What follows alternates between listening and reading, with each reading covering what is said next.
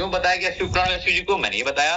और फिर कृष्ण भक्ति के बारे में बताया, फिर कई सारे शास्त्रों का रेफरेंस दिया आपको। ये स्पष्ट होता है कि कभी भी अपराध नहीं करना है देवी देवताओं के प्रति, और दूसरे शब्दों में किसी के सम्मान में कोई कमी नहीं। जैसे कि सम्मान हमेशा करना चाहिए, शिव जी का भी सम्मान, दुर्गा जी का भी सम्मान, क्योंकि सब लोग सृष्टि के कार्य में बहुत बहुत महत्वपूर्ण भूमिका निभा रहे हैं। इसलिए इसको बहुत ध्यान में रखते हुए फिर मैंने लास्ट में कंक्लूजन ये दिया कि वैष्णव भक्तों को बहुत बच करके, या दूसरे शब्दों में कहा जाए कि भक्ति पर बहुत बड़ा खतरा आ सकता है अगर इस प्रकार से हम विचार करें कि शिव जी भी परम है। लेकिन यहाँ पर इससे स्पष्ट होता है कि कृष्ण ही परम भगवान है, कृष्णस्तु भगवान स्वयं। ठीक है, हरे कृष्ण। बस हो गए। हरे कृष्ण। हरे कृष्ण। प्रभु जी इस पर डाल दो थोड़ा देर पे। प्रभु जी हरे कृष्ण। हरे कृष्ण। एक मिनट प्रभु जी, एक मिनट। जैसा कि हमने बताया, दूसरा नाम अपराध क्या कहता है कि भगवान शिव देवताओं को कृष्ण के समान मानना, ये दूसरा नाम अपराध है।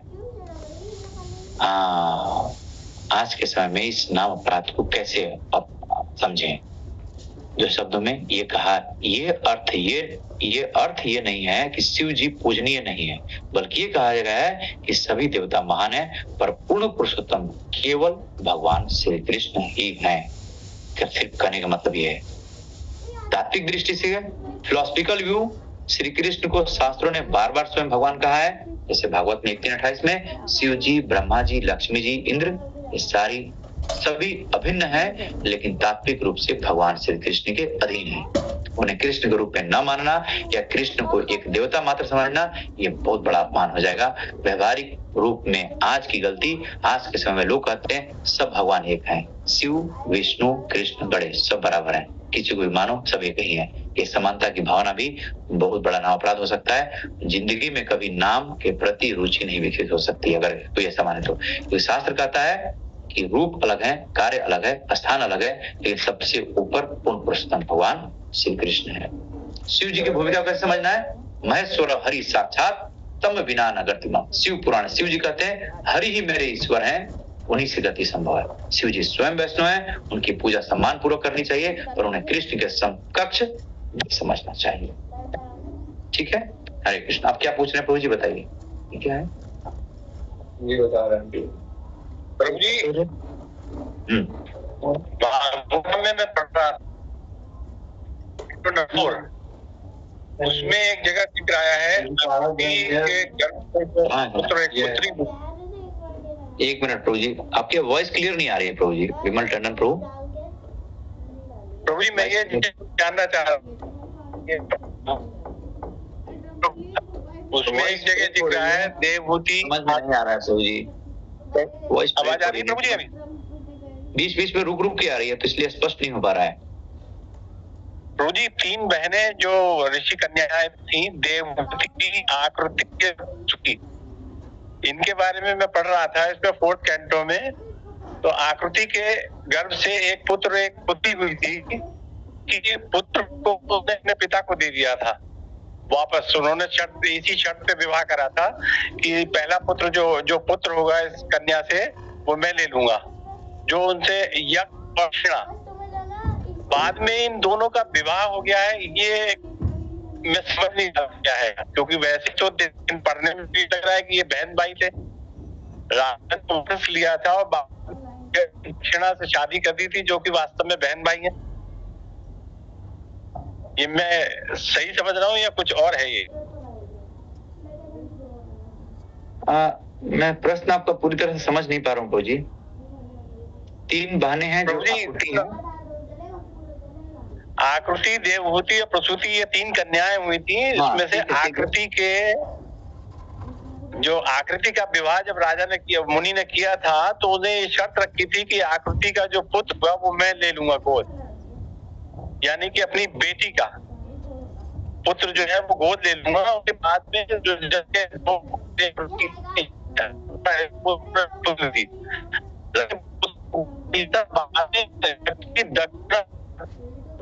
तो पढ़ने से ये लग रहा है कि ये बहन भाई थे। तो शादी कैसे हो गई?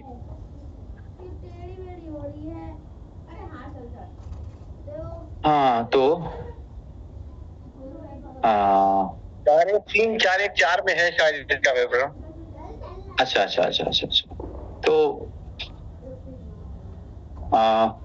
श्रीमद् भागवतम के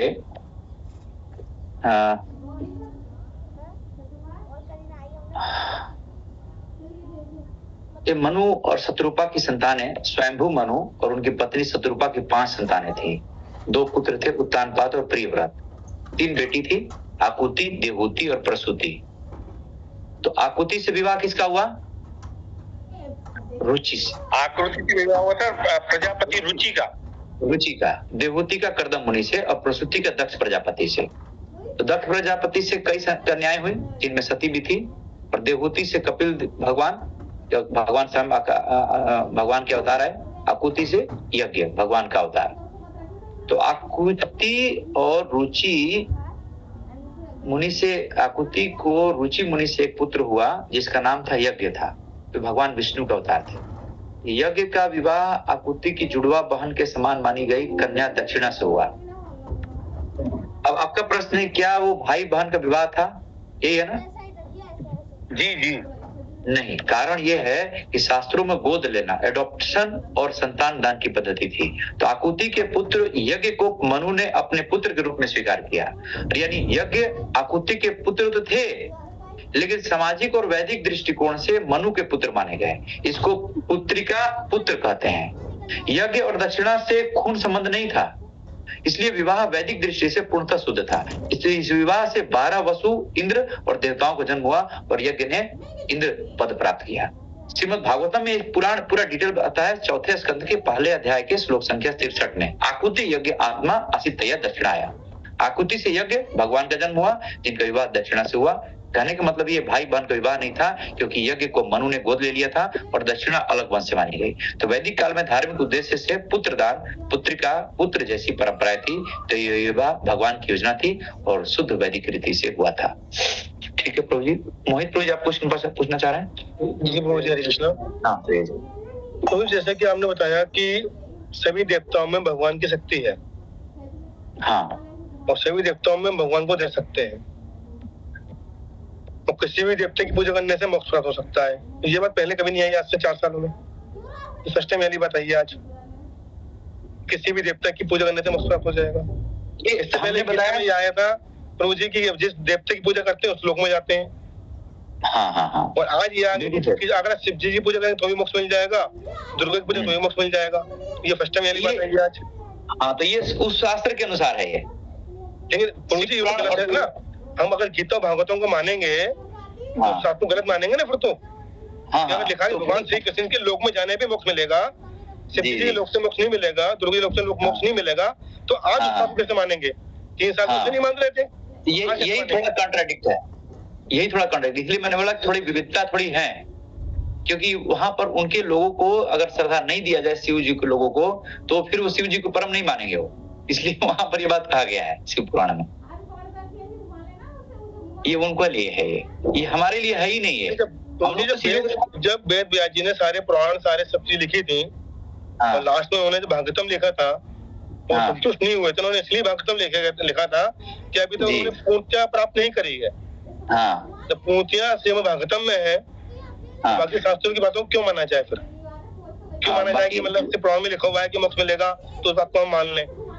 क्योंकि उन लोगों की बुद्धि विकसित नहीं है, तो उनको उनकी आस्था को बताने के लिए बताना पड़ेगा कि शिव की भक्ति से मोक्ष मिलेगा, दुर्गा की भक्ति से मोक्ष मिलेगा, उनकी आस्था को बनाने के लिए। क्योंकि हम सब अगर इसको भी आस्था को तोड़ देंगे ना, तो फिर कहीं नहीं रहेंगे। कृष्ण की भक्ति, कृष्ण मति उन लोगों की हुई नहीं, और शिव जी की मति में इनका विश्वास दिमाग। जी खुद परम भक्त हैं, दुर्गा जी खुद परम भक्त हैं, और उनकी भक्ति करने से भगवान श्री कृष्ण की हमें आस्था मिलेगी। ये तो सही है, लेकिन उनकी भक्ति से मोक्ष मिलेगा जब ये लिखा ही नहीं है। लेकिन ये उधर है ये, क्योंकि अगर नहीं तो उनको श्रद्धा मिलेगा तो फिर वो लोग टिकेंगे नहीं। वो जो गीता में जो लाइन लिखी है कि जिस देवता की पूजा करते हैं उस लोक में जाते हैं, ये तो स्पष्ट है, बिल्कुल मोक्ष से मिल जाएगा। फिर जैसे आप बताते हैं कि ब्रह्म लोक तक जो भी जाएगा वो नीचे लुढ़ के आएगा। यही थोड़ा सा मतलब कि थोड़ा चीजों को मतलब कि उनको समझाने के दृष्टिकोण से कहा गया है। लास्ट लेक्चर आया था, सुंदर बाबू जी का लेक्चर सुन रहा था मैं। तो उसमें उन्होंने बोला था कि जिस शास्त्र में भगवान कृष्ण विष्णु ये हरि का जिक्र ना हो वो सब पाखंड है। हाँ भाई, ये हमारे लिए है, हमें समझने के लिए है, ये हम लोगों को समझने के लिए है। लेकिन अगर शिव जी के भक्तों को बोलेंगे तो ऐसा वो उनको विरोधाभास हो जाएगा, ये है ना, कि जो जानते ही नहीं कृष्ण भक्ति बैठे हुए हैं प्रभु जी, यहाँ तो हाँ नहीं, तो ये तभी हो सकता है, ये हम लोग तभी चर्चा किए हैं जब हम लोग कृष्ण भक्त हैं। यहाँ पे कोई शिव भक्त नहीं है कोई, तो इसलिए हम लोग हमारा कॉन्सेप्ट क्लियर है। लेकिन जो शिव भक्त है वो कृष्ण भक्ति के बारे में जानते ही नहीं, बिल्कुल भी वो कुछ जानते ही नहीं, तो उनके लिए शिव पुराण ये लिखा गया है। बताइए, अगर हम तो जी अगर उनकी बात को ऊंचा कर देंगे, हम उनकी गलत बात को ठीक बोल देंगे अगर हम, तो भी कृष्ण भक्त क्यों बनेंगे? तो उनको बोल देंगे शिव जी की भक्ति से ही आपको मोक्ष मिल जाएगा, तो कृष्ण भक्ति में क्यों आएंगे फिर वो? और उन्हें सही बात नहीं समझाई जाएगी। प्रभु जी, मोक्ष में और कृष्ण प्रेम में गोलोक धाम में बहुत डिफरेंस है। मतलब मोक्ष प्राप्त करना गोलोक धाम कृष्ण प्रेम की बात ही नहीं कर रहे हैं। मैं अभी माता जी में मोक्ष वाली बात प्रभु जी ने बोली, उसकी बात हो रही है। कृष्ण प्रेम तो मिलेगा ही नहीं, ये तो क्लियर है। एक मिनट जैसे कि हमने बताया, एक मिनट माता जी रुक जाइए। हमने बताया कि यदि कोई शिव भक्त है पर उसे ये कहा जाए कि शिव भगवान नहीं है, तो उसका विश्वास हिल जाएगा। इसलिए हर शास्त्र अपने अपने देवता को सर्वोच्च बताता है ताकि उसकी मति उसमें बनी रहे। ये हम चर्चा के विषय हम करते ही नहीं, लेकिन चूंकि माता जी लोग को इसको कैसे समझा जाए, तो चूंकि कृष्ण भक्ति में लोग आ गई हैं और कुछ लोग शिव पुराण पढ़ के जुड़े हुए हैं, तो उनकी मति अभी भी टिकी हुई है। तो उस मति को, श्रद्धा को हम वहां रखते हुए और हम कृष्ण की भक्ति को सर्वोच्च बता रहे हैं। और शिव जी के बारे में रेफरेंस दिया कि शिव जी ने ऐसा कहा कि कृष्ण ही परम भगवान है, ये भी हमने रेफरेंस दिया आपको। लेकिन बस ये शब्द मैंने इसलिए यूज किया बहुत धन्यवाद कि आपने इस शब्द को मेरे पकड़ पाया, है ना, कि ये चीजें जो है कि ये हर व्यक्ति को मतलब कि डाइजेस्ट होगा ही नहीं किसी को। हरे कृष्णा प्रभु जी, हरे कृष्णा प्रभु जी। प्रभु जी, आपने एक बार लेक्चर में ये भी बताया था कि शिव जी का मोक्ष स्थायी नहीं है मोक्ष लेकिन स्थायी नहीं है, पुण्य खत्म हो जाते हैं, और दुर्गा के भी पुण्य खत्म हो जाते हैं, स्थायी नहीं है। लेकिन स्थायी जो हमारा मोक्ष है वो कृष्ण भक्ति में है, ये भी बताया प्रभु जी एक बार आपने लेक्चर में। और प्रभु जी, ये लोग ना मोक्ष को लास्ट वो पुण्य खत्म हो जाते हैं, वो धरती पे आना पड़ता है। और प्रभु जी इसको ऐसे भी समझ सकते हैं कि लास्ट डिस्क्राइब इसलिए किया जाता है मोक्ष को, क्योंकि इन लोगों का जो डेस्टिनेशन ये लोग मांगते हैं वो मोक्ष ही मांगते हैं। तो मोक्ष मांगते हैं, उसमें श्रद्धा डेवलप करा के मोक्ष प्रदान करने की बात कही जाती है कि मोक्ष प्रदान हो जाएगा अगर आप ये भक्ति करेंगे तो। प्रभु जी, फिर ये भी है कि स्थायी नहीं है वो जो कि कई बार ब्रह्मचारी भक्त शिव जी के बहुत परम शिव पुराण पढ़ करके शिव जी की बहुत भक्ति की है। ये जब पूरा परम तत्व के बारे में जब ज्ञान हो गया तो शिव जी से आशीर्वाद मांगते हैं हम लोग कि शिव जी आप हमारे ऊपर कृपा कीजिए ताकि जो आपके जो इष्ट है और मेरे भी इष्ट हैं हम उसमें भक्ति के प्रकाश तक पहुंचे उसमें, है ना। इसलिए हाँ, आप कुछ कहना चाहते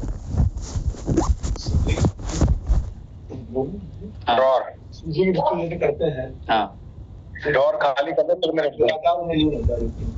हाँ वो बता दिया। दूसरा क्या है, जो शिवजी को खोजने जाते हैं, शिवजी कृष्ण को एक मानता है, वो शिवजी सदाशिव के रहते हैं। वहाँ पे भी हरे कुछ महानंद चल रहा होता है, कीर्तन चल रहा है। एक क्वेश्चन और था प्रभु जी, एक बार कीर्तन को कुछ बताना चाह रहे हैं। ये नहीं बोलिए ना, अरे बोलिए ना, अरे बोलिए हाँ बोलिए। हरे कृष्णा। तो शिव जी मतलब एक लोग पूरी ने अभी डिस्कस किया होगा शिव तत्व के बारे में, तो मैं तो नहीं था क्लास में, तो उसमें एक सदाशिव लोग है ना, जो भगवान का शुद्ध सत्व यानी कि विष्णु तत्व है।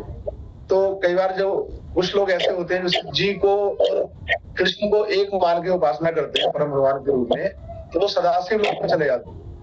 और वहां पे भी भगवान की भागवत कथा और हरे कृष्ण महामंत्र का कीर्तन ही होता है वहां पे भी, यानी कि वहां पे भी जाने वाला अल्टीमेटली साधक को ये पता लगता है कि वहां पे भी गोविंद की भक्ति की जा रही है, और फिर वहां से वो इच्छा करता है ऊपर जाने की, तो उसको एलिवेट कर देते हैं ऊपर।